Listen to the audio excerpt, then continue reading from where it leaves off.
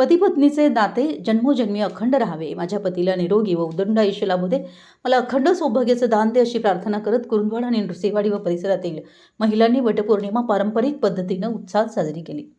कुरुंदवाड शहरातील गणपती मंदिर, उर्दू शाळा, कॉलेज रोड, समर्थ चौक, मजरेवाडी रस्ता, भैरववाडी यासह सर्वच भागांमध्ये असणाऱ्या वडाच्या झाडांची पूजा करण्यासाठी शहरातील महिलांनी गर्दी केली होती.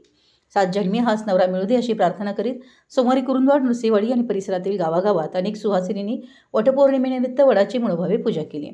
कुरुंदवाड शहर परिसरामध्ये वडाच्या झाडाची पूजा करण्यासाठी महिलांनी तोबा गर्दी केली होती.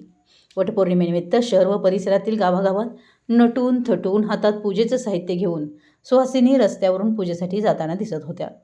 गणपती मंदिर, उर्दू शाळा, SP हायस्कूल, लक्ष्मी टॉकी या भागात असलेल्या वडाच्या ठिकाणी सकाळी 11 वाजल्यापासून महिलांनी गर्दी केली होती. तसेच श्री क्षेत्र नृसिंहवाडी येथील नदीकडे तसेच खिरुगडे कॉर्नर आणि खोंबरे यांच्या घरासमोर असलेल्या वडाच्या झाडाची पूजा करण्यासाठी सकाळपासूनच महिलांची मोठी गर्दी झाली होती. यावेळी सुहासिनींनी वडाच्या झाडाची पूजा करून 7 जन्मी हाच नवरा मिळू दे अशी प्रार्थना केली. वडाच्या झाडाला महिलांनी धाग्याचे 7 फेरे बांधत तिथे उपस्थित असणाऱ्यांना वाण दिलं. हिरव्या बांगड्या, हळकुंड, सुपारी, बदाम यासह आंबा वाहून ही पूजा करण्यात आली. जुन्या पिढीतील महिलांबरोबरच नवीन पिढीतील महिलाही उत्साहाने वडाची पूजा करताना ठिकठिकाणी दिसून येत होत्या.